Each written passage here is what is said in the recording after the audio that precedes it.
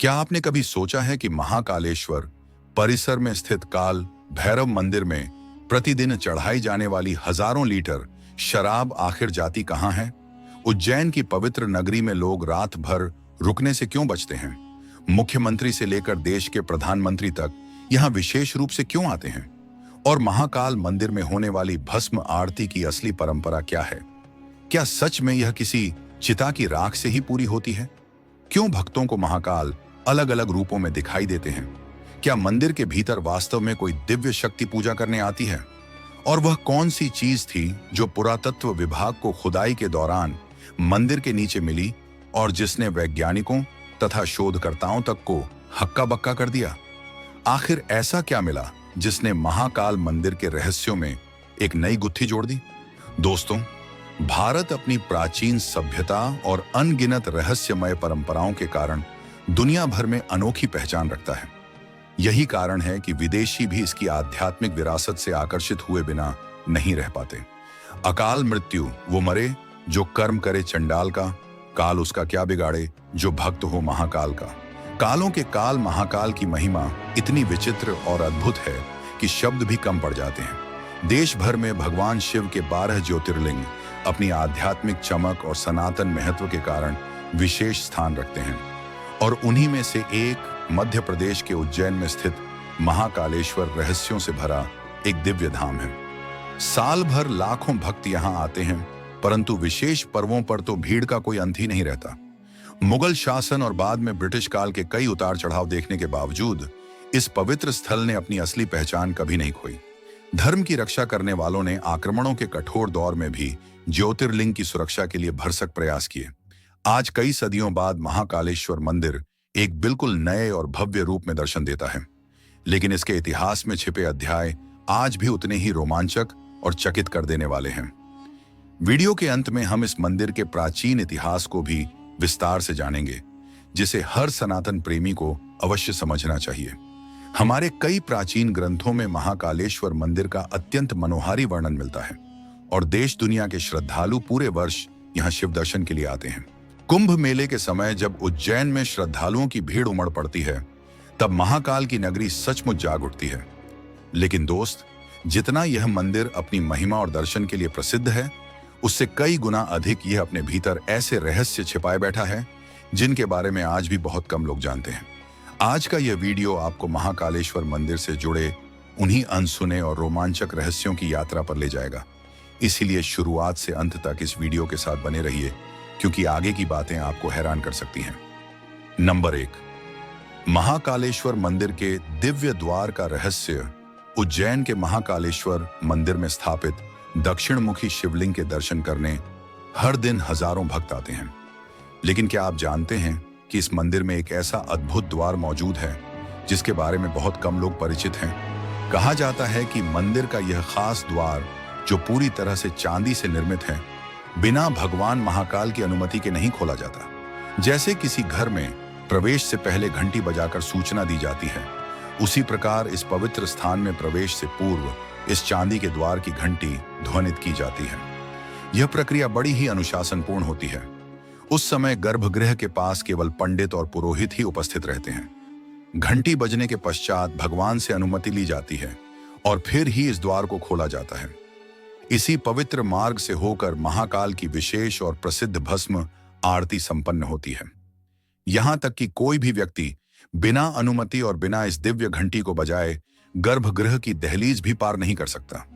Number 2, भस्म आरती का अनोखा रहस्य। भारत के मंदिरों में आरती सामान्यतः दीपक की लौ से की जाती है, लेकिन उज्जैन के महाकाल मंदिर में परंपरा कुछ अलग ही है। यहाँ भगवान शिव की आरती अग्नि की ज्योति से नहीं, बल्कि पवित्र भस्म से की जाती है। यह अनोखी परंपरा सदियों से चली आ रही है और आज भी उसी नियम, उसी विधि और उसी श्रद्धा के साथ निभाई जाती है। भस्म आरती की यह विरासत न केवल महाकाल मंदिर को अनोखा बनाती है, बल्कि इसे विश्व भर में अद्वितीय आध्यात्मिक महत्व भी प्रदान करती है। दूर दूर से लोग सिर्फ एक झलक पाने के लिए महाकाल की प्रसिद्ध भस्म आरती में शामिल होने आते हैं। भस्म को सदियों से किसी भी वस्तु का अंतिम रूप माना गया है। चाहे देह हो, लकड़ी हो या मिट्टी, सबका अंत राख ही होती है। कई श्रद्धालु आज भी मानते हैं कि बाबा की आरती उसी चिता की ताजा भस्म से की जाती है। और दोस्तों, यह बात पूरी तरह गलत भी नहीं है। प्राचीन समय में सचमुच महाकाल की आरती मृत मानव की चिता से निकाली गई भस्म से ही होती थी। लोग अपने जीवन के दौरान ही यह इच्छा दर्ज कराते थे कि मृत्यु के बाद उनकी चिता की राख से महादेव की पूजा हो। लेकिन समय और नियमों के बदलाव के कारण अब यह परंपरा बंद हो चुकी है। आज जिस भस्म का उपयोग आरती में किया जाता है वह विशेष तरीके से तैयार की जाती है।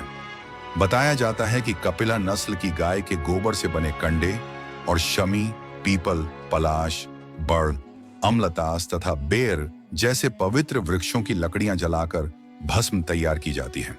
फिर उसी पवित्र राख से सुबह सुबह बाबा की दिव्य आरती होती है। यह अनुष्ठान बंद कक्ष में केवल पुजारियों द्वारा किया जाता है। मान्यता यह भी है कि शिवलिंग पर चढ़ी यह भस्म प्रसाद के रूप में लेने से व्यक्ति को अनेक रोग दोषों से मुक्ति मिलती है। महाकालेश्वर भारत का पहला ऐसा मंदिर है जहां भगवान शिव की दिन में 6 बार आरती की जाती है और इन सभी की शुरुआत इसी भस्म आरती से होती है। नंबर 3, नाम से जुड़ा आश्चर्य। महाकालेश्वर मंदिर से जुड़े अनेक चमत्कार हैं, पर इसका नाम सबसे बड़ा रहस्य अपने भीतर समेटे हुए हैं। कभी आपने सोचा है कि इसे महाकालेश्वर क्यों कहा जाता है? परंपराओं के अनुसार एक अत्याचारी राक्षस का अंत करने के लिए स्वयं महाकाल रूप में शिवलिंग प्रकट हुआ था। उस समय भगवान शिव काला स्वरूप में उज्जैन आए और राक्षस का संहार किया। वध के बाद नगरवासियों ने फोल्डेड हैंड्स से भगवान से आग्रह किया कि वे उज्जैन में ही निवास करें। भक्तों की विनती स्वीकार कर शिवजी वहीं स्थापित हो गए।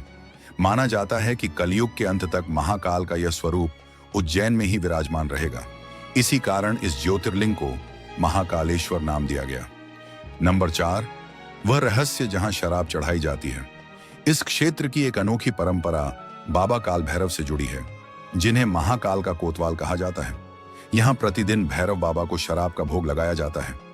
आश्चर्य की बात यह है कि श्रद्धालुओं के सामने सामने वह पात्र जिसमें मदिरा अर्पित की जाती है धीरे धीरे खाली हो जाता है, लेकिन एक बूंद भी नीचे नहीं गिरती। महाकालेश्वर के पास स्थित इस काल भैरव मंदिर में रोजाना 2000 से ज्यादा शराब की बोतलें चढ़ाई जाती हैं। फिर भी कोई यह नहीं देख पाता कि यह मदिरा आखिर जाती कहां है। न जमीन पर गिरती है, न पात्र में बचती है। सब जैसे किसी अदृश्य शक्ति द्वारा स्वीकार कर ली जाती है। वैज्ञानिकों ने भी इसे परखने का प्रयास किया, लेकिन आज तक वे इस रहस्य को समझने में सफल नहीं हो सके। श्रद्धालु हर दिन इस चमत्कार को अपनी आंखों से देखने के लिए यहां उमड़ पड़ते हैं।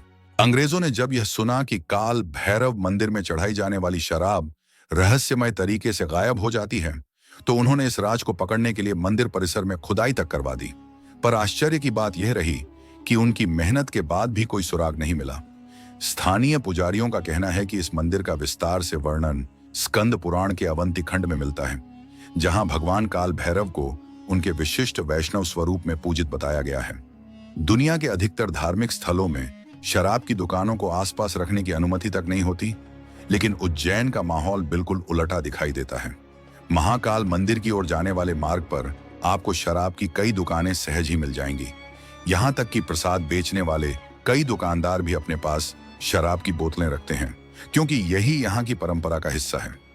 नंबर 5, महाकाल के अद्भुत रूप।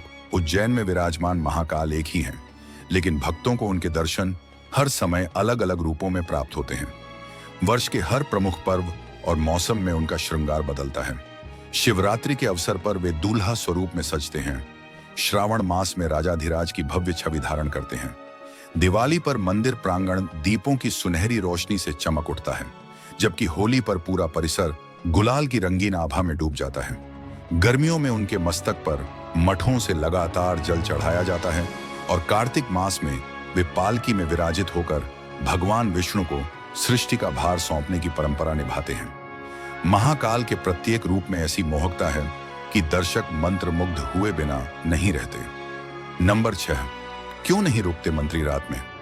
महाकालेश्वर मंदिर का नाम सिर्फ भारत ही नहीं बल्कि पूरे विश्व में सम्मान के साथ लिया जाता है। हर साल असंख्य लोग यहां दर्शन करने पहुंचते हैं, फिल्मी सितारों से लेकर देश के बड़े बड़े नेताओं तक। लेकिन इस स्थान से जुड़ा एक ऐसा रहस्य है जो नए लोगों को चौंका देता है। उज्जैन में कोई भी मंत्री, मुख्यमंत्री, प्रधानमंत्री या राजा रात में ठहरते नहीं हैं। इसके पीछे मान्यता है कि उज्जैन का वास्तविक राजा स्वयं महाकाल है और किसी अन्य राजा का इस नगरी में रात्रि बिताना अशुभ माना जाता है। कहा जाता है कि ऐसा करने वाले शासक का पद जल्दी ही हाथ से निकल जाता है। यह परंपरा प्राचीन काल से चली आ रही है। राजा विक्रमादित्य के समय से लेकर आज तक किसी भी राजकीय पदाधिकारी ने रात को यहां रुकने का साहस नहीं किया। इतिहास में कई उदाहरण मिलते हैं जहां नेताओं ने उज्जैन में रात्रि विश्राम किया और कुछ ही समय बाद उन्हें अपना पद छोड़ना पड़ा। भारत के चौथे प्रधानमंत्री मोरारजी देसाई का नाम भी इसी सूची में आता है, जो एक बार यहां रात में ठहरे थे और उसके बाद उनका कार्यकाल अधिक समय तक नहीं चल पाया। कहा जाता है कि उज्जैन की इस धरती पर कई बार सत्ता के सिंहासन तक हिलते देखे गए हैं। एक मशहूर घटना तो ऐसी भी सुनने में आती है कि एक समय कर्नाटक के मुख्यमंत्री BS येदियुरप्पा उज्जैन प्रवास पर आए थे और लगभग 20 दिन बाद ही उन्हें अपने पद से त्यागपत्र देना पड़ा। यह महज एक इत्तेफाक है या पीछे कोई अनदेखी शक्ति काम करती है? यह रहस्य आज तक अनसुलझा है। नंबर 7, रात में सक्रिय रहस्यमयी शक्ति। महाकालेश्वर मंदिर में कई अद्भुत और अलौकिक घटनाएं होती हैं, लेकिन हर व्यक्ति उन क्षणों का साक्षी नहीं बन पाता। दिन में यहां भक्तों की भीड़ रहती है, लेकिन रात उतरते ही मंदिर के कपाट बंद कर दिए जाते हैं। इसी रात के गहरे सन्नाटे में एक ऐसी दिव्य उपस्थिति सक्रिय रहती है जो स्वयं शिव की आराधना करती है। ऐसा विश्वास किया जाता है। एक बार गर्भगृह में लगे CCTV कैमरे में कुछ ऐसा कैद हुआ जिसने सभी को चौंका दिया। फुटेज में एक धुंधली प्रकाश जैसी आकृति शिवलिंग के सामने आरती करती दिखी। यह वीडियो सोशल मीडिया पर पहुंचते ही चर्चा का विषय बन गया। बाद में मंदिर की गोपनीय परंपराओं को ध्यान में रखते हुए वह रिकॉर्डिंग मिटा दी गई। इस घटना की सत्यता क्या है, यह तो केवल महाकाल ही जानते हैं, परंतु ऐसी बातें पीढ़ियों से उज्जैन में सुनाई जाती रही हैं। नंबर 8, जूना महाकाल का अनोखा रहस्य। महाकाल मंदिर परिसर में जूना महाकाल नाम से एक विशेष शिवलिंग स्थापित है। इसके उद्भव की कहानी बेहद रोचक है। पुराने राजाओं और विदेशी आक्रमणकारियों के दौर में असली शिवलिंग को नुकसान पहुंचाने की कई कोशिशें हुई। मंदिर के पुजारियों ने उस समय मूल शिवलिंग को सुरक्षित स्थान पर छिपा दिया और उसकी जगह दूसरा शिवलिंग स्थापित कर दिया। जब संकट का दौर समाप्त हुआ, तब मूल शिवलिंग को दोबारा अपने स्थान पर प्रतिष्ठित किया गया, परंतु दूसरा शिवलिंग जिसे अस्थायी रूप से रखा गया था, उसे हटाया नहीं गया। पुजारियों ने उसे मंदिर परिसर में एक अलग स्थान पर स्थापित कर दिया और तभी से वह शिवलिंग जूना महाकाल नाम से पूजित होता आया है। नंबर 9, महाकालेश्वर के नीचे दबा प्राचीन मंदिर। उज्जैन में महाकाल परिसर के विस्तारीकरण के समय की गई खुदाई ने एक अत्यंत महत्वपूर्ण रहस्य उजागर किया। जमीन के भीतर से एक बहुत ही प्राचीन मंदिर के अवशेष मिले, जिनकी उम्र करीब 1 सहस्राब्दी यानी लगभग 1000 वर्ष मानी जा रही है। इन खोजों ने यह संकेत दिया कि वर्तमान महाकाल परिसर के नीचे कभी एक और विशाल प्राचीन स्थापत्य मौजूद था। यह रहस्य आज भी इतिहासकारों और पुरातत्वविदों के लिए आकर्षण का केंद्र है और उज्जैन की प्राचीनता को एक नई दिशा देता है। उज्जैन के महाकाल क्षेत्र में जब से व्यापक उत्खनन शुरू हुआ है, तभी से एक के बाद एक ऐसे प्राचीन प्रमाण सामने आ रहे हैं जो इस बात की ओर संकेत करते हैं कि वर्तमान मंदिर के नीचे कभी एक और भव्य धाम अस्तित्व में रहा होगा। 2018 में आरंभ हुई खुदाई के दौरान सैकड़ों वर्ष पुराने अवशेष मिल चुके हैं। पुरानी मूर्तियां, गुंबद के टूटे हिस्से, सजीव नक्काशी वाले पत्थर, मिट्टी के पात्र और कई दुर्लभ वस्तुएं जिनसे अनगिनत रहस्यों के द्वार खुलने लगे हैं। मंदिर के उत्तरी भाग में खुदाई ने एक अलग ही दास्तान उजागर कर दी। यहां स्तंभों के आधार, प्राचीन रथ शैली की नक्काशियां और किसी पुराने मंदिर के गुंबद के हिस्से मिले हैं, जिनकी तिथि 11वीं से 12वीं शताब्दी के बीच की मानी जा रही है। वहीं दक्षिणी ओर धरती के भीतर कई पुरानी दीवारें और धंसे हुए ढांचे सामने आए हैं। सरकार ने भी अब तक इन खोजों पर अंतिम निष्कर्ष नहीं दिया है। रहस्य वहीं का वहीं है। आखिर महाकाल मंदिर के नीचे यह दूसरा विशाल मंदिर किस युग की विरासत है?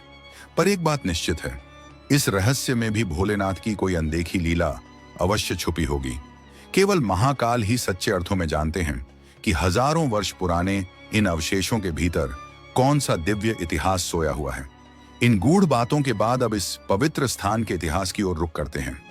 एक ऐसा इतिहास जो उतना ही रहस्यमय है जितनी इसकी आस्था। कहा जाता है कि 1235 ईस्वी में दिल्ली के सुल्तान इल्तुतमिश ने महाकालेश्वर मंदिर को पूर्णतः ध्वस्त कर दिया था।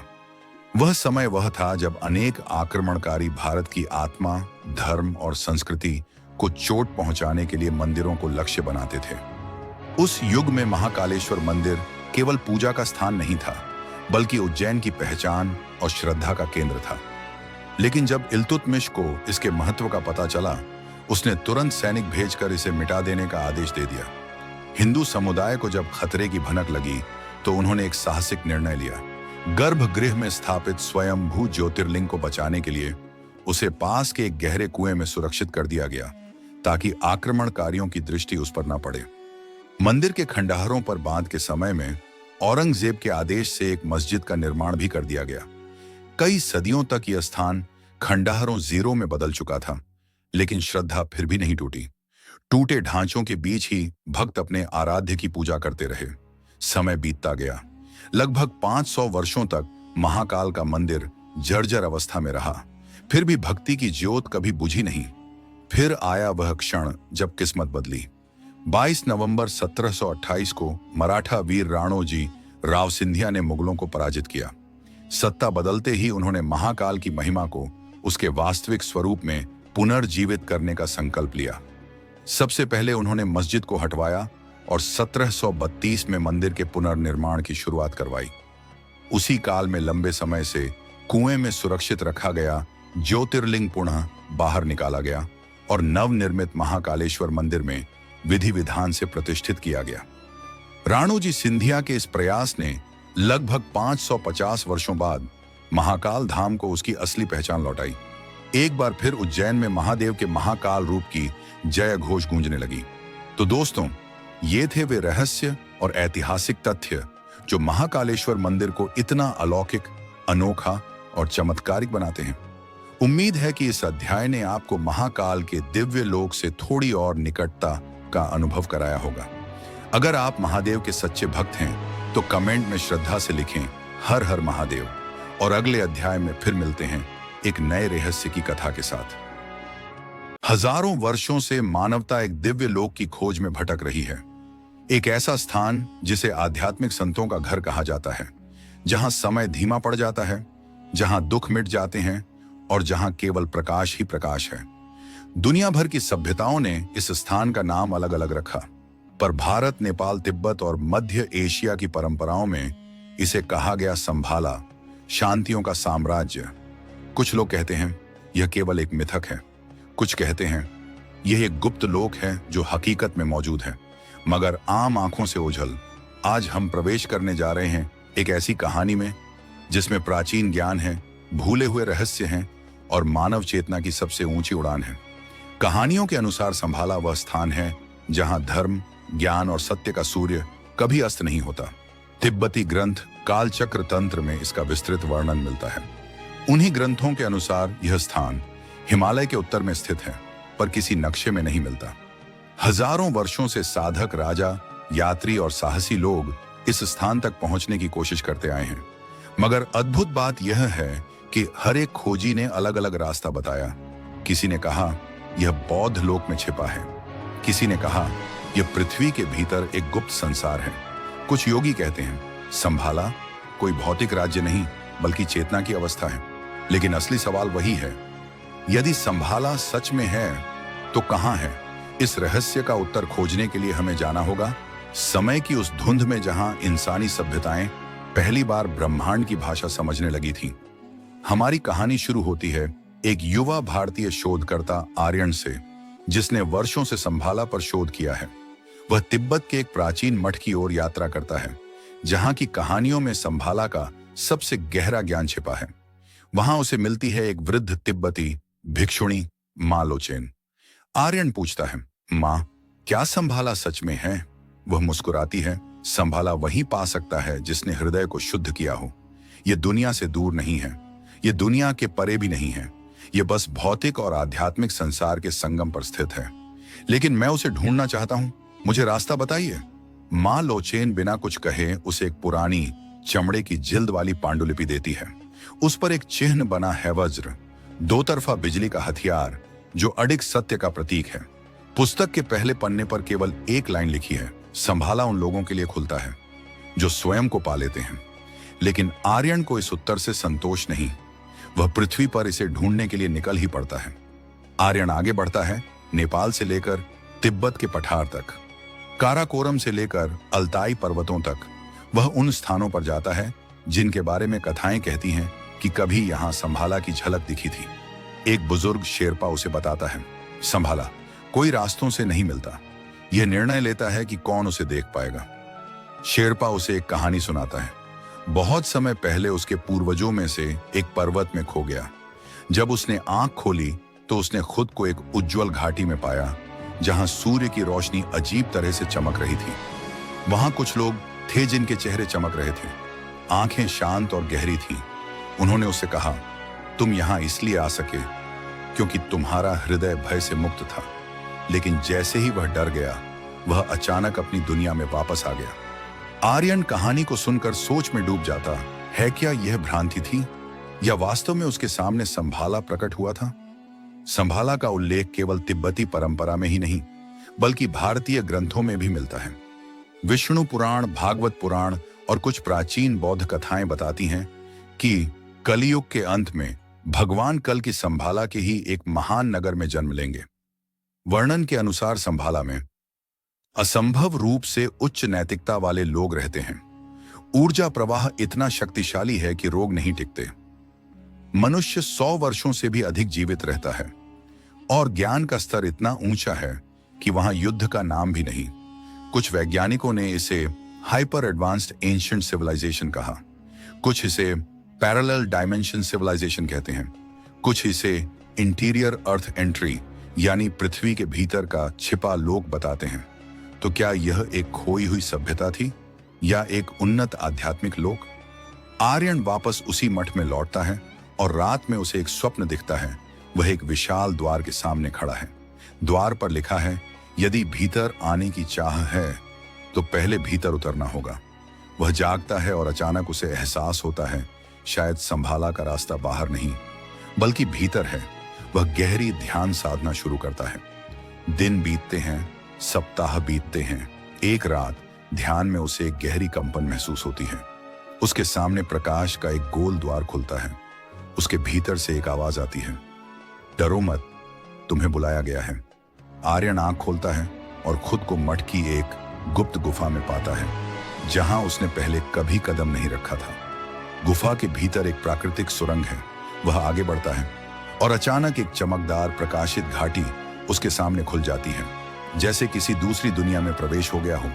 आकाश हल्का सुनहरा है, धरती कांप रही है, मगर डर नहीं, एक मधुर कंपन की तरह। नदी का पानी नीला चमकीला है, पेड़ों से रोशनी झर रही है और दूर एक भव्य नगर दिखाई देता है, गोलाकार, सुव्यवस्थित, प्राचीन परंतु अत्यंत उन्नत। आर्यन के मुंह से शब्द नहीं निकलते। उसके सामने पहली बार संभाला का दृश्य था। यही वह क्षण है जहां अधिकांश कथाएं समाप्त हो जाती हैं, लेकिन हमारी कहानी अभी शुरू हो रही है। संभाला के निवासी उसे मुस्कुराकर देखते हैं। उनमें एक वृद्ध पुरुष आगे आता है जिसे वे रीगडेन कहते हैं। तुम हमारी खोज में आए, पर हम तुम्हें इसलिए मिले क्योंकि तुम तैयार हो गए। आर्यन पूछता है, क्या यह स्थान वास्तविक है या एक भ्रम?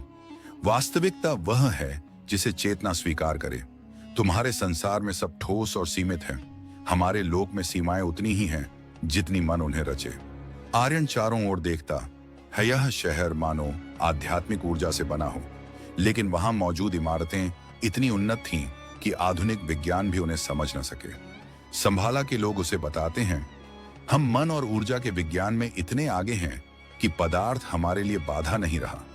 यह सुनकर आर्यन समझ जाता है, यह स्थान केवल एक शहर नहीं, यह विज्ञान और अध्यात्म का अंतिम संगम है। आर्यन को शहर के ज्ञान हॉल में ले जाया जाता है। वहां हजारों वर्ष पुरानी पांडुलिपियां हैंजन पर अक्षर चमकते हैं, मानो वे जीवित हों। रीगडेन कहता है, यहाँ हर चीज ऊर्जा से बनी है, पुस्तकें, भवन, यहाँ तक कि हमारा शरीर भी साधना से प्रकाश शरीर बन गया है। आर्यन पूछता है, क्या मैं यहाँ रह सकता हूँ? सीख सकता हूं? रीगडेन मुस्कुराता है। या तो सीखने की इच्छा छोड़ दो या सीखने के लिए स्वयं को छोड़ दो। फिर वह बताता है, संभाला में प्रवेश कोई उपलब्धि नहीं, यह जिम्मेदारी है। तुम्हें वह ज्ञान दिया जाएगा जो तुम्हारी दुनिया को बदल सकता है या नष्ट भी कर सकता है। आर्यन के सामने अब जीवन का सबसे बड़ा निर्णय था। क्या वह इस दिव्य लोक का हिस्सा बनेगा या वापस पृथ्वी पर लौटकर इस रहस्य की रक्षा करेगा? आर्यन संभाला के दिव्य ज्ञान हॉल के बीच खड़ा है। रीगडेन धीरे धीरे उसके पास आता है। रीगडेन, ज्ञान तब खतरनाक बन जाता है जब हृदय परिपक्व ना हो। संभाला का पहला सिद्धांत है, ज्ञान को पाने से पहले स्वयं को पाना आवश्यक है। यह कहते हुए वह आर्यन को एक ऊर्जा क्रिस्टल देता है। क्रिस्टल में किसी गैलेक्सी जैसा घूर्णन हो रहा था। रीगडेन समझाता है, यह क्रिस्टल ज्ञान का स्रोत नहीं है, यह तुम्हारे भीतर छिपे ज्ञान को खोलने की चाबी है। आर्यन क्रिस्टल को छूता है और उसका पूरा शरीर कंपन से भर उठता है। ऐसा लग रहा था जैसे उसके भीतर वर्षों से बंद एक दरवाजा खुल गया हो। उस पल उसे एहसास होता है, संभाला का रहस्य सिर्फ बाहर ही नहीं, उसका असली द्वार मानव चेतना के भीतर है। संभाला कोई जादुई कल्पना नहीं, यह एक उच्च आधुनिक आध्यात्मिक वैज्ञानिक सभ्यता है। आर्यन को ऊर्जा गृह में ले जाया जाता है, जहां वैज्ञानिक और साधक एक साथ काम करते हैं। वे ऊर्जा को आकार देते हैं, विचारों से पदार्थ बनाते हैं और चेतना से प्रकृति को प्रभावित करते हैं। रीगडेन बताता है, तुम्हारी दुनिया बिजली, मशीन और तकनीक पर निर्भर है। हमारी दुनिया विचार और ऊर्जा पर। यह तकनीक नहीं, चेतना की पराकाष्ठा है। आर्यन पूछता है, क्या यह शक्ति हर कोई सीख सकता है? नहीं, रीगडेन जवाब देता है, यह शक्ति उस मन के हाथ में सुरक्षित है जो स्वयं से परे उठ चुका हो, अन्यथा यह विनाश बन जाती है, जैसा कि कई सभ्यताओं के साथ हुआ। यह संकेत था कि अतीत में कुछ ऐसा घट चुका है जिसके कारण संभाला को दुनिया से छुपना पड़ा। संभाला की सबसे रहस्यमयी चीज है काल चक्र सेना, ऐसी सेना जो भौतिक और सूक्ष्म दोनों आयामों में लड़ सकती है। रीगडेन आर्यन को उनके प्रशिक्षण का गुप्त क्षेत्र दिखाता है। वहां 300 से अधिक योद्धा ध्यान मुद्रा में बैठे हैं, पर उनकी देह नहीं हिल रही, बल्कि ऊर्जा देह घूम रही है। रीगडेन कहता है, यह योद्धा तब प्रकट होंगे जब दुनिया अंधकार में डूब जाएगी। कलयुग के अंतिम युद्ध में यह युद्ध हथियारों से नहीं, चेतना से लड़ा जाएगा। आर्यन आश्चर्य में पूछता है, क्या यह भविष्य निश्चित है? रीगडेन, भविष्य निश्चित नहीं होता, लेकिन जब मानव लोभ चोटी पर पहुंच जाता है तो संतुलन टूट जाता है और उसे ठीक करने के लिए संभाला आगे आता है। यही वह वचन है जिसके कारण संभाला सदियों से संरक्षित है। संभाला की प्राचीनतम पांडुलिपियों में कलयुग के अंत का एक वर्णन है, जिसे यहां संक्रमण युग कहा जाता है।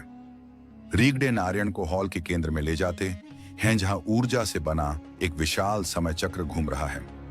रीगडेन कहता है, कुछ समय बाद मानव जाति दो भागों में बंटेगी, एक जो अंधकार में गिरेगा और एक जो प्रकाश को अपनाएगा। जो प्रकाश के मार्ग पर चलेगा वह संभाला की ऊर्जा को महसूस करेगा, और जो अंधकार में गिरेगा उसका अंत निश्चित है। आर्यन पूछता है, क्या कल की अवतार यहीं से आएंगे? रीगडेन उत्तर देता है, कहा गया है कि अंतिम युद्ध का नेतृत्व संभाला के ही एक राजकुमार द्वारा किया जाएगा, लेकिन यह कौन होगा यह समय तय करेगा। इस रहस्य को न संभाला के साधु बताते हैं और न ही पांडुलिपियां पूरा खुलासा करती हैं। संभाला केवल ज्ञान का स्थान नहीं, यह एक परीक्षा स्थल भी है। आर्यन से कहा जाता है, यदि तुम्हें यहां रुकना है तो तुम्हें अपनी सबसे गहरी कमजोरी का सामना करना होगा। उसे एक अंधेरी बर्फीली घाटी में ले जाया जाता है जहां कोई मानव नहीं रहता। वहां एक स्थान है, माया मंडल, जहां अंदर जाने वाला अपने ही मन द्वारा रचे भय का सामना करता है। आर्यन माया मंडल में प्रवेश करता है और उसके सामने प्रकट होता है उसका अपना भय, उसकी असफलताएं, उसकी ही छाया। छाया कहती है, तुम यहां ज्ञान पाने नहीं आए, तुम यहां अपनी अधूरी महत्वाकांक्षाएं पूरी करने आए हो। आर्यन गिर जाता है, उसका आत्मविश्वास टूटने लगता है। तभी उसे रीगडेन के शब्द याद आते हैं, संभाला उन लोगों को मिलता है जो स्वयं को पा लेते हैं। वह अपनी भय छाया को रोशनी की तरफ मोड़ देता है और अचानक पूरी घाटी प्रकाश से भर उठती है। परीक्षा समाप्त होती है। आर्यन योग्य साबित हो चुका है। आर्यन को संभाला के सबसे गुप्त स्थान दीप्ति गर्भ में ले जाया जाता है। वहां एक दिव्य कमल सिंहासन तैर रहा है जो मानो ऊर्जा से बना हो। रीगडेन कहता है, अब समय आ गया है कि तुम वह सुनो जो केवल कुछ ही लोग जान पाए हैं। फिर वह बताता है, संभाला कोई स्थान नहीं, यह पृथ्वी का हृदय है, यह पृथ्वी की चेतना है। यदि पृथ्वी की ऊर्जा कमजोर होती है तो संभाला भी कमजोर हो जाता है। यदि मानव लोभ बढ़ता है तो संभाला अपने द्वार बंद कर लेता है। आर्यन पूछता है, क्या मैं इस ज्ञान को दुनिया को बता सकता हूं? रीगडेन मुस्कुराता है, दुनिया सुनने के लिए तैयार नहीं है, लेकिन जिस दिन मानव सच्चाई खोजेगा संभाला खुद प्रकट हो जाएगा। और फिर रीगडेन अपने हाथ उठाता है और पूरा हॉल प्रकाश से भर उठता है। वह आगे कहता है, आर्यन, तुम्हें वापस जाना होगा, क्योंकि भविष्य में मानवता एक मार्गदर्शक खोजेगी और तुम उनमें से एक होंगे। आर्यन के पैरों के नीचे की धरती प्रकाश में बदलने लगती है, उसकी चेतना धुंधली होने लगती है और अगले ही क्षण वह खुद को वापस उसी मठ की गुफा में पाता है जहां से उसकी यात्रा शुरू हुई थी। आर्यन समझ चुका था, संभाला को ढूंढने की कोशिश बाहरी नहीं, भीतरी यात्रा है। वह शहर सच में था, लेकिन उसका द्वार केवल उन लोगों के लिए खुलेगा जो मानवता के लिए काम करेंगे, न कि अपनी महत्वाकांक्षा के लिए। वीडियो के अंतिम शब्द, संभाला कोई मिथक नहीं, यह एक संदेश है, और जब मानवता तैयार होगी इसके द्वार खुद खुल जाएंगे। नमस्कार दोस्तों, क्या आपको मालूम 16 जून 2013 की सुबह लगभग 8 बजे उत्तराखंड के एक छोटे से गांव में ऐसी घटना घटी जिसे लोग आज तक भुला नहीं पाए हैं। 5 शताब्दियों से उसी स्थान पर विराजमान धारी देवी की प्रतिमा को प्रशासन ने अपने स्थान से हटा दिया और ठीक उसी दिन शाम को केदारनाथ और बद्रीनाथ की घाटियों में भीषण आपदा ने दस्तक दी। मात्र कुछ घंटों के भीतर करीब 6000 से अधिक लोगों ने अपनी जान गंवा दी।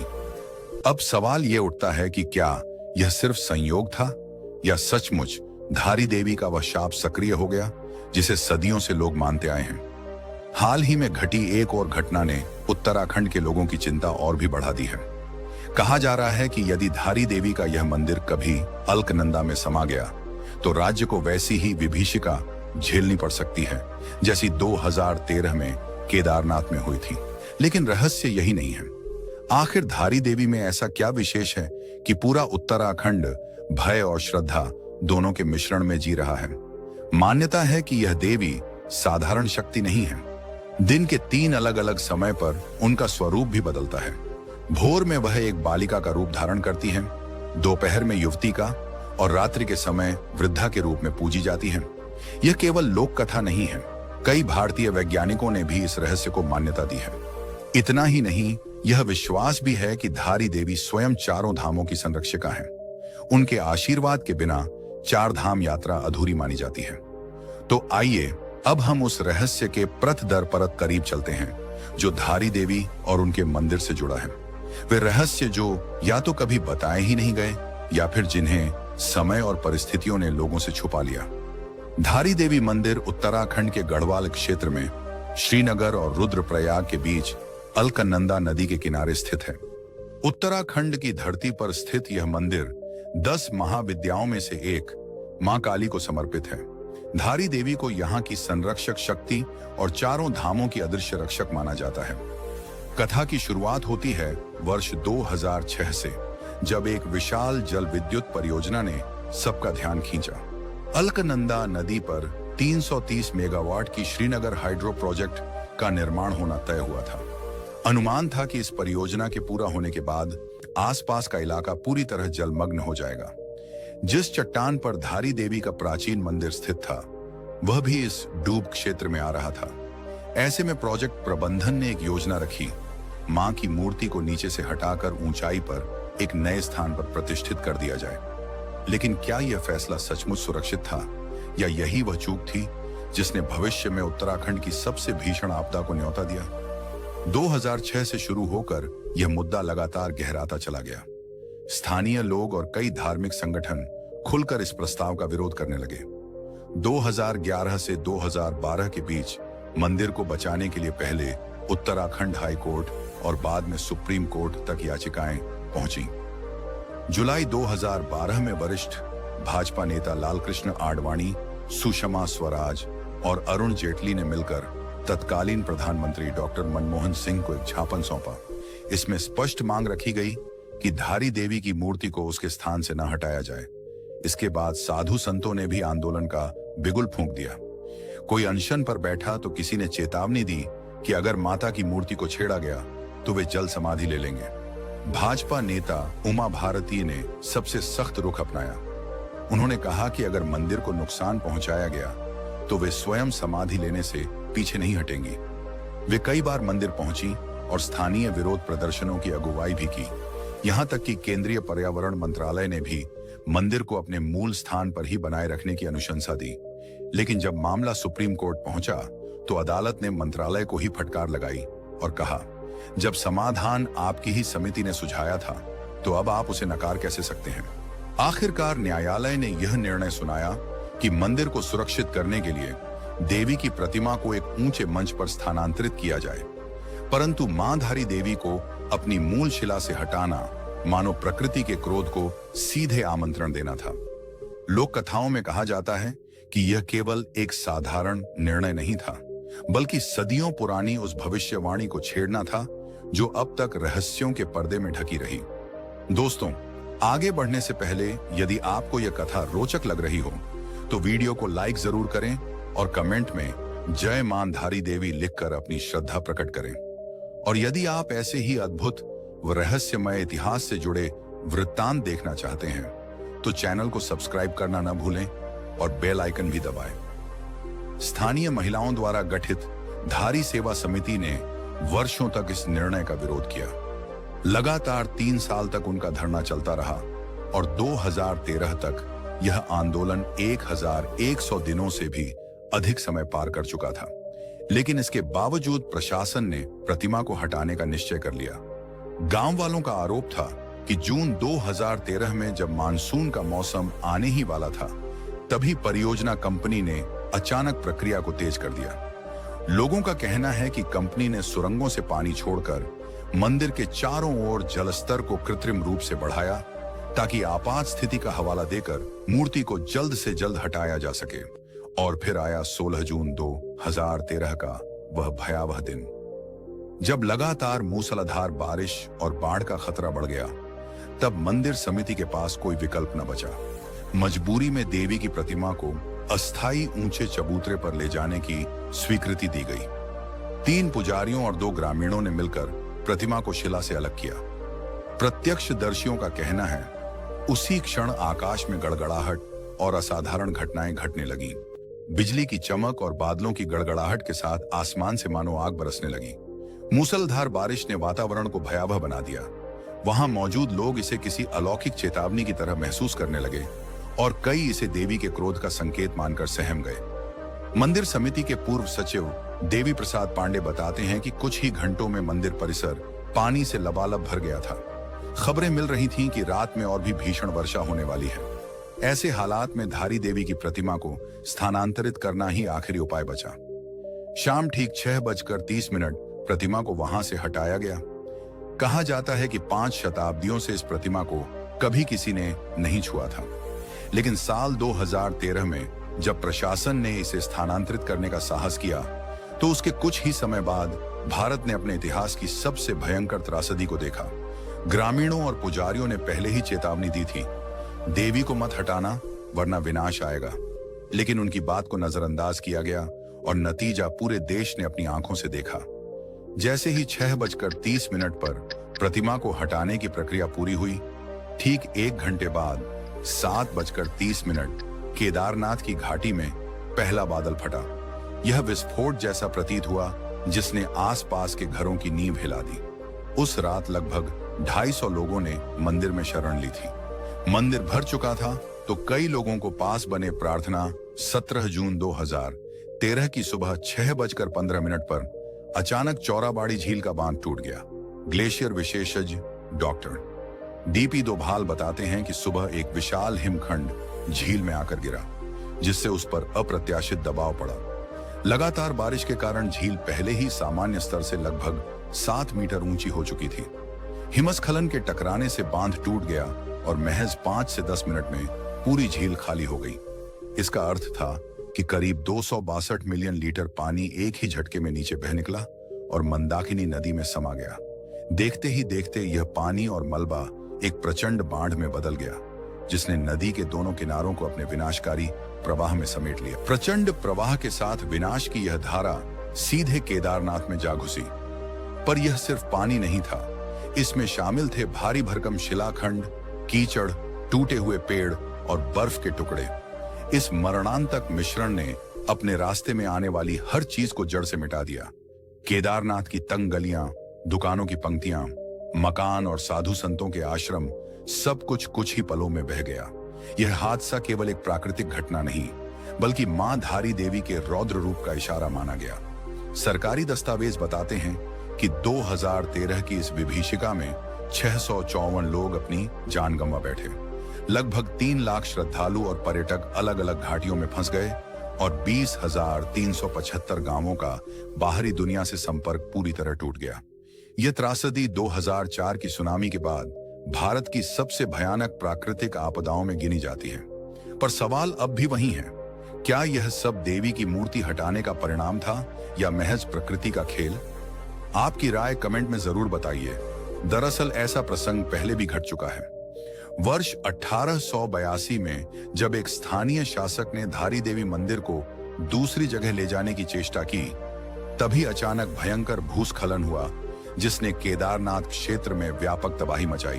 तब भी लोगों ने इसे देवी की अप्रसन्नता माना और तभी से यह धारणा गहरी हो गई कि धारी देवी को उनके स्थान से हिलाना प्रकृति की शक्ति को सीधी चुनौती देना है।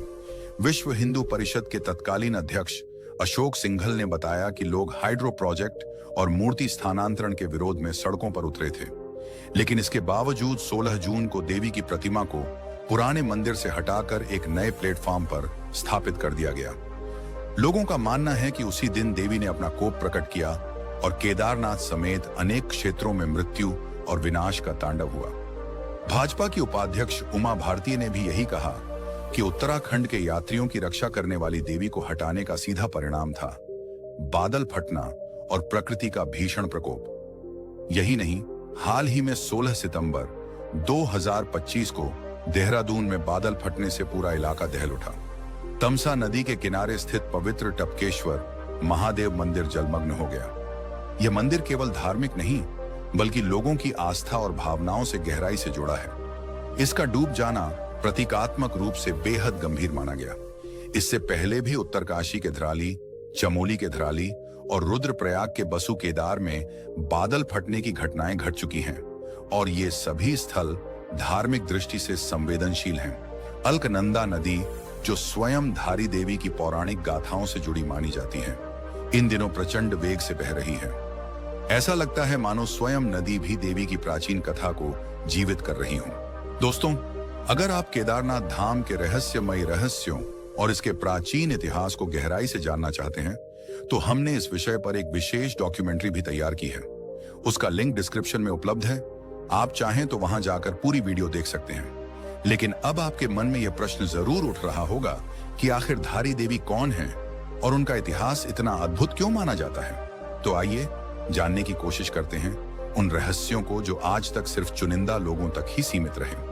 धारी देवी का इतिहास अत्यंत प्राचीन है। मंदिर के वर्तमान मुख्य पुजारी मनीष पांडे के अनुसार यह स्थान द्वापर युग का है और इसे शक्ति पीठों में विशेष स्थान प्राप्त है। मान्यता है कि पांडव जब 13 वर्षों के वनवास में हिमालय की कठिन यात्राओं पर निकले थे, तब उन्होंने मां धारी देवी की ही पूजा अर्चना की थी। यही कारण है कि यह मंदिर आज भी केदारनाथ और बद्रीनाथ जाने वाले प्राचीन मार्ग पर महत्वपूर्ण पड़ाव माना जाता है। कहा जाता है कि यह धाम लगभग 5000 वर्ष पुराना है और इसी वजह से इसे आज भी दिव्य और कालातीत माना जाता है। अब एक पुरानी पौराणिक कथा पर नजर डालते हैं। कहा जाता है कि धारी देवी 7 भाइयों की इकलौती बहन थी। जब वह केवल 7 वर्ष की थी, तभी उनके माता पिता का निधन हो गया। इसके बाद उनका पालन पोषण उन्हीं 7 भाइयों ने किया। वह अपनी मासूमियत और सेवा भाव के लिए जानी जाती थी और अपने भाइयों से बेहद स्नेह करती थी। लेकिन उनके भाइयों के मन में अपनी बहन के प्रति प्रेम नहीं था। इसका कारण था उनका गहरा सांवला रंग और ज्योतिषियों की भविष्यवाणी। ज्योतिषियों ने कहा था कि यह कन्या भाइयों के लिए अशुभ है और जब तक यह जीवित रहेगी उनके जीवन में संकट बना रहेगा। धीरे धीरे वही भय सच होता गया और समय के साथ परिवार पर दुर्भाग्य छा गया। एक एक करके 5 भाइयों की मृत्यु हो गई। अब बचे हुए 2 भाइयों के मन में भय और बढ़ गया कि कहीं उनका अंत भी न निकट हो। फिर उन्होंने अपनी पत्नियों के साथ मिलकर एक भयावह षड्यंत्र रचा। अमावस्या की काली रात में उन्होंने अपनी ही बहन का सिर काटकर उसे अलखनंदा नदी की उफनती धारा में बहा दिया। वह नन्ही कन्या, जिसकी उम्र मात्र 13 वर्ष थी, ये जान तक न सकी कि जिन भाइयों पर वह अपनी जान छिड़कती थी वही उसकी मृत्यु के कारण बनेंगे। उसका कटा हुआ सिर नदी की तीव्र धारा में बहते बहते कल्यासौर नामक स्थान पर आकर धारी गांव के पास एक शिला से टकराया। उसी समय गांव का एक व्यक्ति नदी किनारे अपने कपड़े धो रहा था। अचानक उसकी नजर बहती धारा में किसी आकृति पर पड़ी। जब उसने ध्यान से देखा तो उसे एक बालिका का चेहरा नजर आया। चेहरा इतना मासूम और जीवंत था कि उसका हृदय द्रवित हो उठा। वह उसे बचाना चाहता था, मगर नदी का बहाव इतना तेज था कि उसने कदम पीछे खींच लिए। उसे डर था कि अगर वह धारा में उतरा तो शायद खुद भी बह जाएगा। तभी कहते हैं कि उसे एक दिव्य आकाशवाणी सुनाई दी, घबराने की जरूरत नहीं, तुम बस मुझे इस स्थान से मुक्त करो। मैं तुम्हें वचन देती हूँ, जहां जहां तुम कदम रखोगे वहीं वहीं तुम्हारे लिए सीढ़ियां बनती जाएंगी। जैसे ही वह युवक नदी में उतरा और कन्या की ओर बढ़ा, एक अद्भुत चमत्कार सामने आया। सचमुच उसके हर कदम के साथ पत्थरों पर सीढ़ियों का निर्माण होता गया। लेकिन जब वह पास पहुंचा तो उसके सामने केवल एक कटा हुआ सिर था। वह सहम गया। तभी उस सिर से अलौकिक स्वर गूंजा, मैं दिव्य शक्ति का रूप हूं, मेरे इस सिर को समीप के पवित्र स्थल पर स्थापित करो। उस युवक ने आदेश का पालन किया और वहीं से माता धारी देवी की पूजा का प्रारंभ हुआ। मां का निचला भाग बहते हुए कालीमठ तक पहुंचा। आज भी उस स्थान पर उन्हें मां मैथानी या काली देवी के नाम से पूजा जाता है। इस प्रकार देवी की उपासना 2 अलग अलग धामों में होती है, ऊपरी स्वरूप धारी देवी मंदिर में और निचला अंग कालीमठ में। हिंदू धर्म में यह अद्वितीय और दुर्लभ पूजा पद्धति मानी जाती है। अब आते हैं धारी देवी मंदिर की सबसे रहस्यमयी विशेषता पर। यहाँ की मूर्ति दिन भर में 3 बार अपना स्वरूप बदलती प्रतीत होती है। सुबह वह एक निष्कलंक कन्या का रूप धारण करती है, दोपहर तक वही स्वरूप एक युवती में बदल जाता है और शाम ढलते ढलते देवी का चेहरा वृद्धा जैसा दिखने लगता है। यह किसी माया जाल या कल्पना की कहानी नहीं है। हजारों लाखों श्रद्धालु इसे अपनी आंखों से देख चुके हैं। यह रहस्य आज भी पूरी तरह अनसुलझा है। असल में यह घटना विज्ञान और अध्यात्म का अद्भुत संगम है। हमारे प्राचीन शिल्पकार केवल कलाकार ही नहीं, बल्कि असाधारण वैज्ञानिक दृष्टि रखने वाले थे। उन्होंने प्रकाश, छाया, गणितीय संरचना और मानव मन की गहराइयों को इस तरह समझा कि एक ऐसी मूर्ति रची जिसका स्वरूप समय के साथ बदलता हुआ प्रतीत होता है। आधुनिक विज्ञान भी इस रहस्य की संपूर्ण व्याख्या नहीं कर सका है। दोस्तों, यही है मां धारी देवी का इतिहास और वह दिव्य गाथा जिसने सदियों से लोगों को विस्मित और भाव विभोर किया है। हमारे देश भारत में ऐसे अनगिनत मंदिर हैं जिनकी गूढ़ कहानियां आज भी छुपी हुई हैं।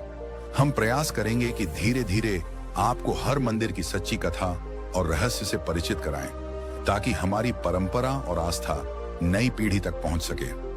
मैं आपसे केवल यही कहूंगा, ऐसे वीडियो अपने परिवार और बच्चों को जरूर दिखाइए, ताकि वे समझ सकें कि भारत केवल भौगोलिक भूमि नहीं, बल्कि आस्था, श्रद्धा और अनोखी धरोहर का अद्वितीय संगम है।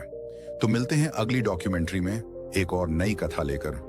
तब तक के लिए धन्यवाद। जय हिंद, जय भारत। हिमालय की बर्फीली गोद में स्थित कैलाश पर्वत सदियों से रहस्य और अलौकिक कथाओं का केंद्र रहा है। वर्ष 2001 में एक ऐसा अजीब वाकया घटित हुआ कि चीन सरकार ने तत्काल इस पर्वत पर किसी भी प्रकार की चढ़ाई पर प्रतिबंध लगा दिया।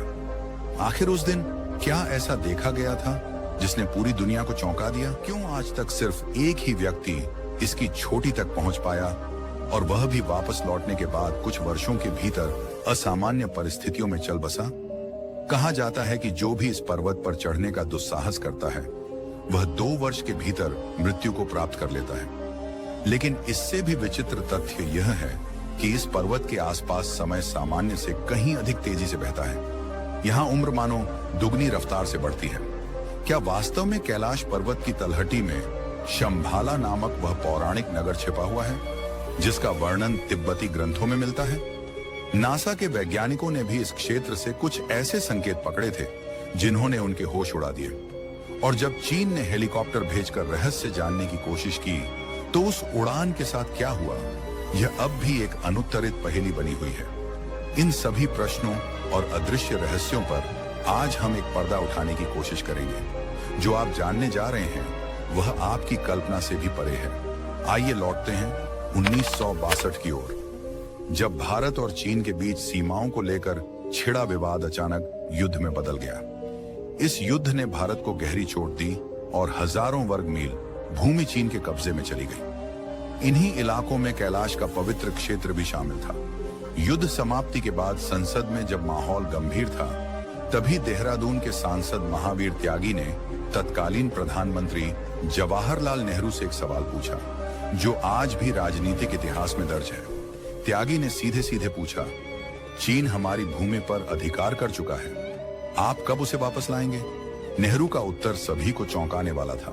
उन्होंने कहा, वो जमीन चली गई, उसमें खास कुछ था भी नहीं, वहां तो घास तक नहीं उगती। ये सुनकर त्यागी गुस्से से लाल हो गए। उन्होंने अपने गंजे सिर की ओर इशारा करते हुए कहा, यहां भी कुछ नहीं उगता, तो क्या मैं इसे भी काट फेंकूं?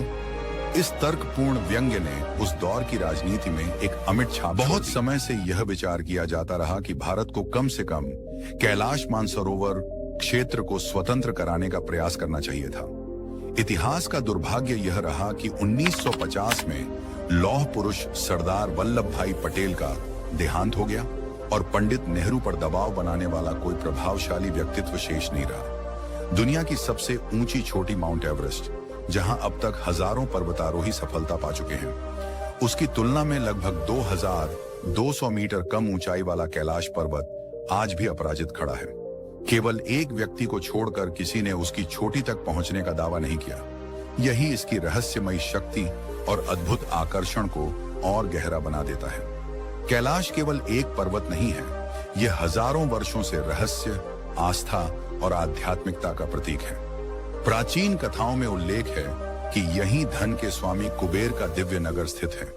यह भी मान्यता है कि जो मनुष्य अपने जीवन में पुण्य और धर्म का पालन करता है, उसकी आत्मा मृत्यु के उपरांत कैलाश पर निवास का अधिकार प्राप्त करती है।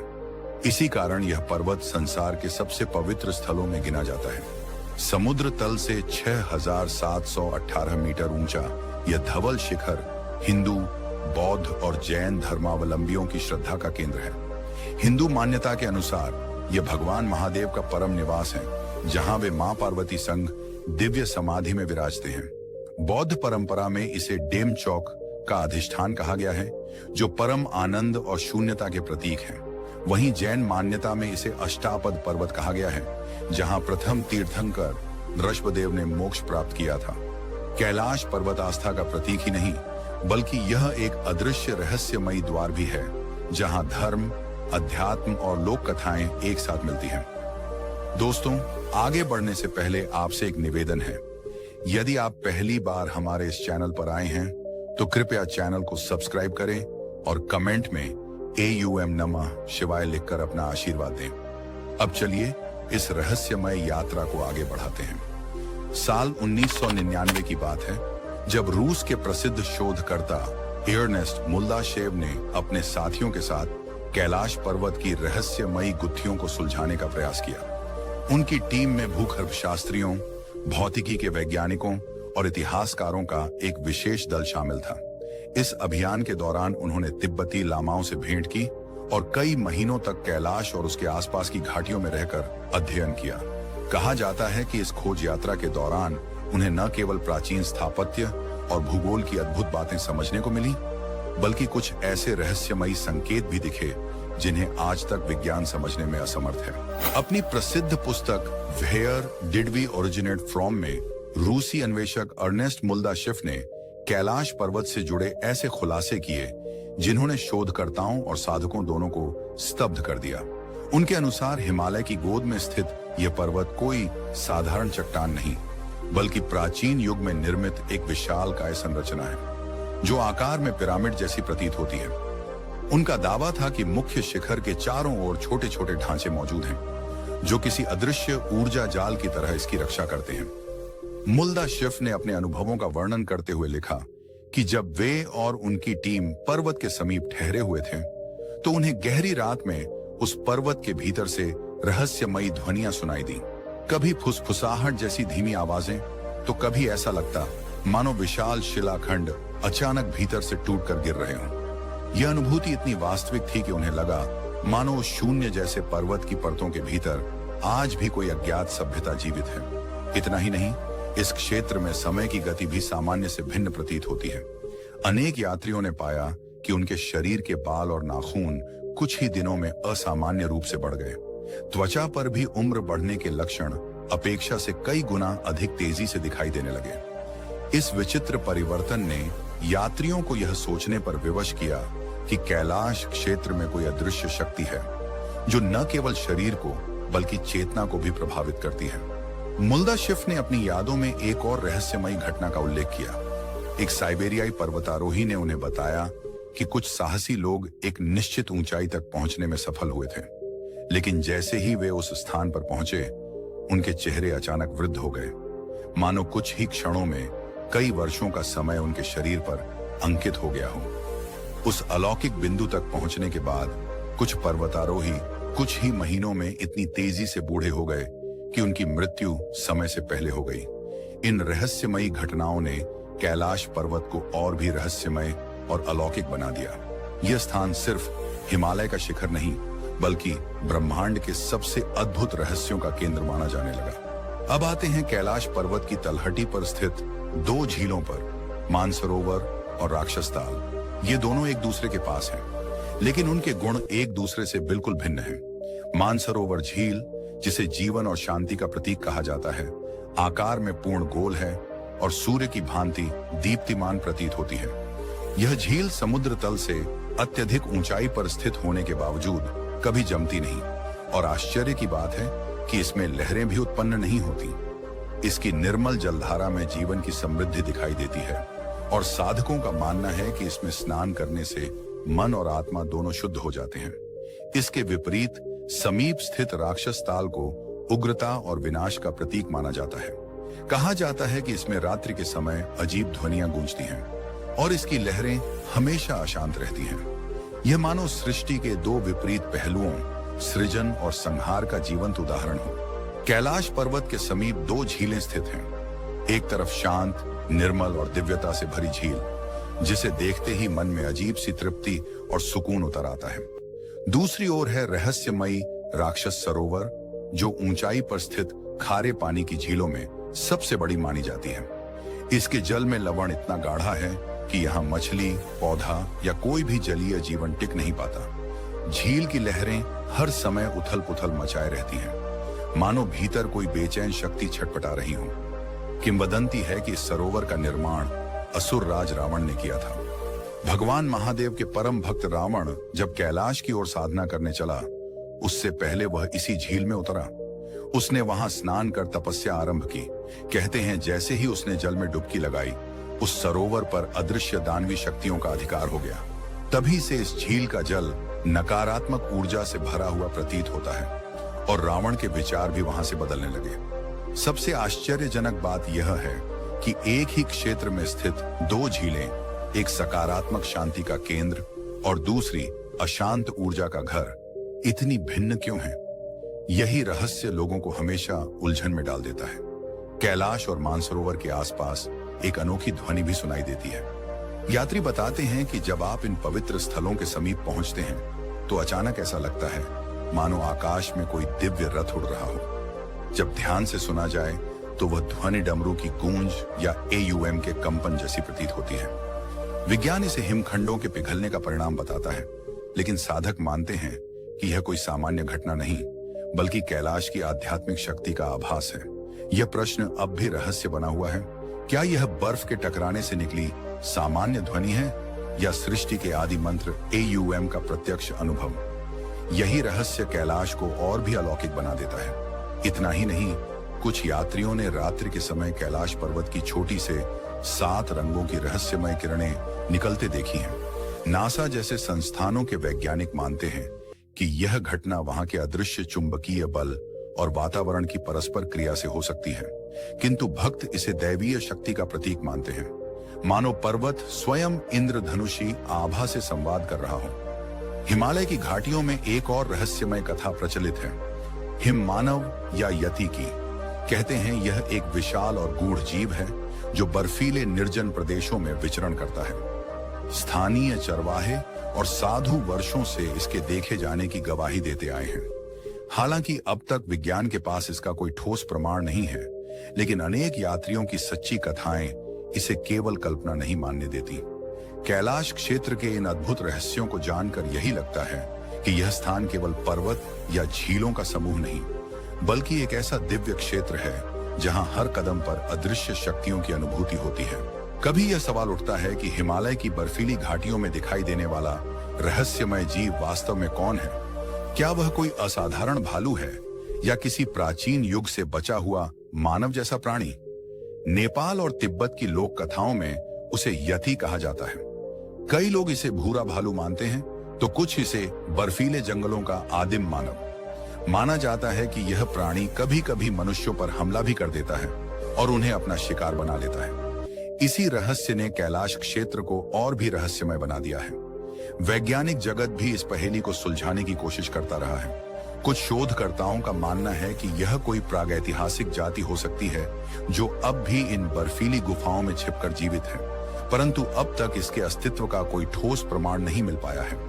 दिलचस्प बात यह है कि दुनिया के लगभग 30 से अधिक शोधकर्ताओं ने इस संभावना को स्वीकार किया है कि हिमालय में ऐसा कोई अनदेखा जीव हो सकता है, परंतु वे इसे सिद्ध नहीं कर पाए। क्या आपको झांत है कि कैलाश पर्वत को पृथ्वी का ध्रुव केंद्र या एक्सिस मुंडी भी कहा जाता है? प्राचीन मान्यताओं के अनुसार यह वही बिंदु है जहां आकाश और धरती का अद्भुत मिलन होता है। यह पर्वत केवल एक ऊंचा शिखर नहीं, बल्कि ब्रह्मांड की धुरी माना गया है, जो समस्त जीवन ऊर्जा का आधार है। संस्कृत ग्रंथों में एक्सिस मुंडी का अर्थ है वह स्थान जहां स्वर्ग और पृथ्वी एक सूत्र में बंधे हों। यही कारण है कि इसे पूरे जगत का संतुलन बिंदु कहा जाता है। हिंदू परंपरा के अनुसार कैलाश केवल भगवान शिव का निवास स्थल नहीं, बल्कि वह अदृश्य केंद्र है जहां से संपूर्ण ब्रह्मांडीय शक्तियां संचालित होती हैं। यही कारण है कि यह पर्वत न केवल हिंदुओं बल्कि बौद्धों, जैनों और बौद्ध धर्म मानने वालों के लिए भी समान रूप से पूजनीय है। आश्चर्य की बात है कि कैलाश पर्वत से इंग्लैंड के स्टोनहेंज स्मारक की दूरी ठीक 6,666 किलोमीटर है। इतना ही नहीं, यह उत्तरी ध्रुव से भी समान दूरी पर स्थित है और दक्षिणी ध्रुव से इसकी दूरी ठीक दोगुनी यानी 13,332 किलोमीटर है। यह संयोग इसे और भी रहस्यमय बना देता है। कैलाश पर्वत को दुनिया का सबसे पवित्र पर्वत माना जाता है, लेकिन आज तक कोई भी उसकी चोटी तक नहीं पहुंच सका है।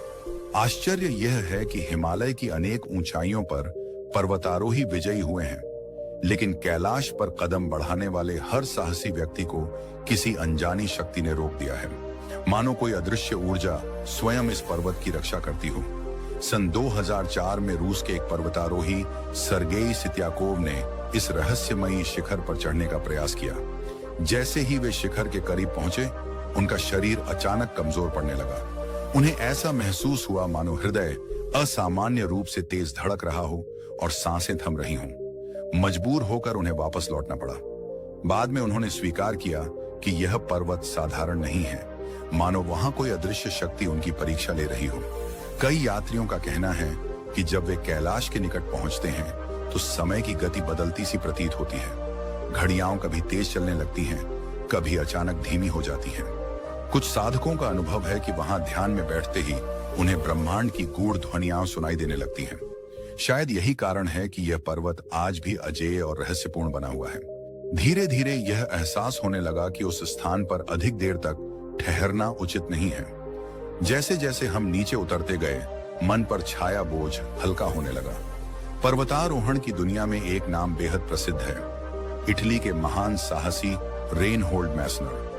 ये वही व्यक्तित्व थे जिन्होंने समुद्र तल से 26,000 फीट से भी अधिक ऊंचाई वाली 14 सबसे ऊंची चोटियों को जीतकर असंभव को संभव कर दिखाया। उन्हें केवल पर्वतारोही कहना उनके साहस और अदम्य इच्छा शक्ति का अपमान होगा।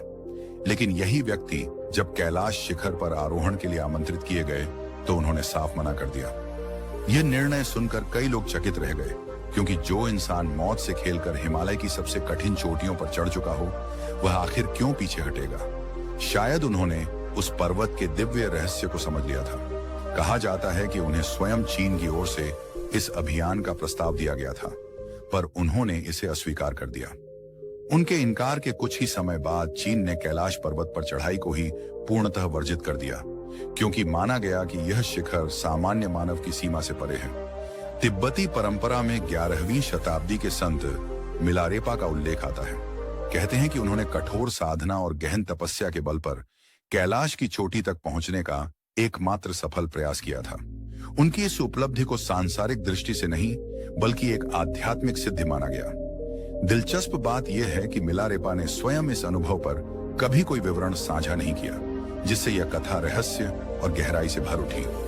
सदियों बाद भी वैज्ञानिक और शोधकर्ता इस पर्वत को समझने की कोशिश करते रहे हैं। रूस के विद्वानों द्वारा प्रकाशित एक रिपोर्ट 2004 में यूएन स्पेशल मैगजीन में छपी थी, जिसमें कैलाश की भौगोलिक संरचना और उसके अनसुलझे रहस्यों पर चर्चा की गई। परंतु आज भी कई सवाल अनुत्तरित हैं।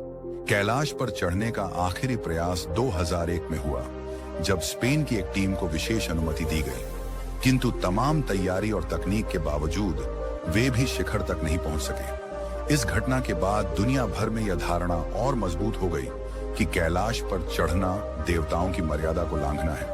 तभी से इस पर्वत पर आरोहण पूर्णतः वर्जित कर दिया गया। कैलाश केवल एक भौगोलिक चोटी नहीं, बल्कि एक दिव्य संकेत है। यह हमें याद दिलाता है कि प्रकृति के कुछ रहस्य मनुष्य की सीमाओं से बाहर हैं। इन्हें छूने के लिए केवल शारीरिक बल नहीं, बल्कि आत्मिक शुद्धि और गहन श्रद्धा की आवश्यकता होती है। शायद यही कारण है कि आज तक कोई भी इसकी चोटी पर नहीं टिक पाया। यह पर्वत केवल साहस का नहीं, बल्कि विश्वास और समर्पण का प्रतीक है। इस दिव्य पर्वत का एक और अद्भुत रहस्य उसकी छाया है। जैसे ही अस्त होता सूर्य कैलाश के पीछे ढलता है, उसकी परछाई भूमि पर स्वस्तिक का अद्भुत आकार रच देती है। यह वही स्वस्तिक है जिसे सनातन परंपरा में समृद्धि और मंगल का चिन्ह माना जाता है। ऐसा लगता है मानो सूर्य देव और भगवान शिव के बीच कोई गुप्त संवाद हो रहा हो। इतना ही नहीं, जब दक्षिण दिशा से देखा जाए और पर्वत पर ताजी बर्फ जमी हो, तो उसकी रेखाओं से AUM का दिव्य प्रतीक आकार ले लेता है। यह वही पवित्र ध्वनि है जिसे ब्रह्मांड का मूल स्वर और अंतिम सत्य कहा जाता है। मानो स्वयं पर्वत यह संदेश दे रहा हो कि उसकी गोद में केवल वही प्रवेश पा सकता है जो आत्मा और ब्रह्म के एकत्व को पहचान चुका हो। हिमालय की गोद में स्थित वह पर्वत, जिसकी चोटी पर AUM का आभास होता है, साधकों और यात्रियों के लिए प्रकृति और अध्यात्म के अनोखे संगम का सजीव प्रतीक माना जाता है। इस दृश्य को देखने मात्र से व्यक्ति को ऐसा अनुभव होता है मानो ब्रह्मांड स्वयं उसके सामने अपने रहस्यों का द्वार खोल रहा हो। पीढ़ियों से यह दृश्य मनुष्यों को चकित करता आया है और शिवधाम कैलाश की महिमा को और गहन बना देता है। प्राचीन कथाओं में इसका वर्णन देव मार्ग के रूप में मिलता है। कहा जाता है कि असुर राज रावण ने यहाँ से स्वर्ग तक जाने का मार्ग बनाने का प्रयास किया था, किंतु उसकी अहंकारपूर्ण इच्छा अधूरी ही रह गई। वेदों में इसे धरती और दिव्य लोक के बीच की धुरी माना गया है, जो दोनों लोकों को जोड़ने वाला एक अदृश्य स्तंभ है। महाभारत में भी इसका उल्लेख है, जहां धर्मराज युधिष्ठिर अपने भाइयों और द्रौपदी के साथ मोक्ष की यात्रा पर इसी पर्वत की ओर अग्रसर हुए थे। यात्रा के दौरान एक एक करके सभी धराशायी हो गए। केवल युधिष्ठिर ही सत्य और धर्म के कारण स्वर्ग में प्रवेश कर पाए। इस पर्वत की चार दिशाओं में फैली ढलानें ब्रह्मांड के चार कोनों की प्रतीक मानी जाती हैं। साधक इसे स्वर्ग का प्रवेश द्वार मानकर ध्यान करते हैं। इसकी अलौकिकता और आध्यात्मिक ऊर्जा इसे मानव सभ्यता के लिए अनुपम धरोहर बनाती है। 20वीं सदी में जब चीन ने देखा कि कोई भी साधारण मनुष्य इसकी ऊंचाई तक नहीं पहुंच पा रहा है, तो उन्होंने साहसिक प्रयोग करने का निर्णय लिया। कई मौसम वैज्ञानिकों की टीम ने महीनों तक शोध किया और एक ऐसा दिन चुना जब आकाश साफ और शांत दिखाई दे रहा था। उसी दिन उन्होंने एक विशेष हेलीकॉप्टर को कैलाश की ओर उड़ान भरवाई। प्रारंभिक उड़ान बेहद सहज थी, हेलीकॉप्टर में बैठे लोग उस दिव्य दृश्य को देखकर मंत्रमुग्ध हो उठे। उन्हें लगने लगा कि शायद इस बार चोटी तक पहुंचना संभव हो जाएगा। लेकिन जैसे जैसे मशीन ऊपर बढ़ी, आकाश का रूप बदलने लगा। अचानक घने बादल उमड़ आए और पर्वत की ढलानों से बर्फ के भयानक तूफान उठने लगे। हेलीकॉप्टर के चारों ओर गहरे काले बादल चक्कर लगाने लगे। पायलट ने साहस दिखाकर ऊंचाई और बढ़ाने की कोशिश की, लेकिन तभी बिजली की गर्जना हुई और आकाश से भीषण बर्फबारी होने लगी। वातावरण इतना अस्थिर हो गया कि हेलीकॉप्टर की दिशा नियंत्रण से बाहर होने लगी। ऐसा प्रतीत हुआ मानो स्वयं पर्वत उन्हें ऊपर आने से रोक रहा हो। उस समय यात्रियों ने अनुभव किया कि यह केवल बर्फ और तूफान नहीं, बल्कि कोई अदृश्य शक्ति है जो मानव को अपनी सीमा से आगे बढ़ने नहीं देती। अंततः मजबूर होकर उन्हें वापसी का निर्णय लेना पड़ा। आज भी यह घटना रहस्य बनकर लोगों को सोचने पर विवश करती है। क्या यह केवल मौसम का खेल था, या फिर वास्तव में कोई दिव्य सत्ता इस पवित्र धाम की रक्षा कर रही है? ऊंचाई इतनी बढ़ गई कि हेलीकॉप्टर पर काबू पाना बेहद कठिन हो गया। चीन के अनुसंधान दल ने बाद में बताया कि कैलाश की अनोखी भौगोलिक रचना ऐसी है कि दिशाएं एक दूसरे में विलीन होती प्रतीत होती हैं। इसी कारण उनका नेविगेशन बिगड़ गया और कंपास भी अचानक ठप पड़ गया। मजबूरी में उन्हें वापसी का रास्ता पकड़ना पड़ा। सांसें तेज हो रही थीं, दिल धड़क रहा था, लेकिन अंततः वे किसी तरह सुरक्षित नीचे उतर आए। इस अनुभव ने चीन को यह सिखा दिया कि इस अलौकिक पर्वत पर विजय पाना उनके सामर्थ्य से परे है। यही असफलता पश्चिमी देशों की जिज्ञासा को और भड़का गई। 2015 में अमेरिकी अंतरिक्ष एजेंसी नासा ने अपनी आधुनिक सैटेलाइट तकनीक से कैलाश की गहराई में झांकने का प्रयास किया। जब रिसर्च के दौरान पहली तस्वीरें सामने आईं, तो वैज्ञानिक भी हैरान रह गए। उन छवियों में पर्वत की छाया ऐसी लग रही थी मानो कोई दिव्य स्वरूप ध्यानस्थ अवस्था में विराजमान हो। दुनिया भर के श्रद्धालुओं ने इसे महादेव से जोड़कर देखा और इसे एक अलौकिक संकेत माना। यही कारण है कि कैलाश की आध्यात्मिक शक्ति को लेकर आस्था और भी गहरी हो गई। इस रहस्य को बल मिलता है जब हम प्राचीन रूसी कलाकार निकोलस रोरिक के चित्रों को देखते हैं, जिनमें उन्होंने एक छिपी हुई स्वर्णिम नगरी का उल्लेख किया था। वही नगरी जिसे हिंदू और बौद्ध परंपराओं में शंभाला कहा गया है। शंभाला का अर्थ है शांति और ज्ञान की भूमि। पुराणों के अनुसार यही वह पावन धाम है जहां भविष्य में भगवान विष्णु का अंतिम अवतार कल की अवतरित होगा। कहा जाता है कि केवल निर्मल हृदय वाले योगी और तपस्वी ही इस अदृश्य लोक को देख सकते हैं। किंवदंतियों में यह भी वर्णित है कि हनुमान और अश्वत्थामा जैसे अमर योद्धा आज भी शंभाला में विद्यमान हैं। वहां के निवासियों को असाधारण विज्ञान और दिव्य शक्तियों का वरदान प्राप्त है। वे समय की सीमाओं को लांघकर अतीत और भविष्य देख सकते हैं, यहाँ तक कि अंतरिक्षीय प्राणियों से भी संवाद कर सकते हैं। मान्यता है कि यह अद्भुत लोक कैलाश के भीतर गुप्त रूप से सुरक्षित है। यही कारण है कि यह पर्वत केवल एक प्राकृतिक चमत्कार ही नहीं, बल्कि ब्रह्मांडीय ऊर्जा और रहस्य का स्रोत माना जाता है। अगर आप इस रहस्यमय नगरी शंभाला की कथा को और गहराई से जानना चाहते हैं, तो हमें टिप्पणी करके अवश्य बताएं। हम शीघ्र ही इस अद्वितीय विषय पर एक विशेष डॉक्यूमेंट्री प्रस्तुत करेंगे। और यदि कैलाश पर्वत की यह कथा आपके मन को छू गई है, तो हमारे चैनल को सब्सक्राइब करना और इस वीडियो को अपने मित्रों के साथ साझा करना न भूलें। आपके विचार और प्रश्न हमें कमेंट में लिखें, ताकि हम आपको और भी दिव्य और अद्भुत रहस्यों से रूबरू करा सकें।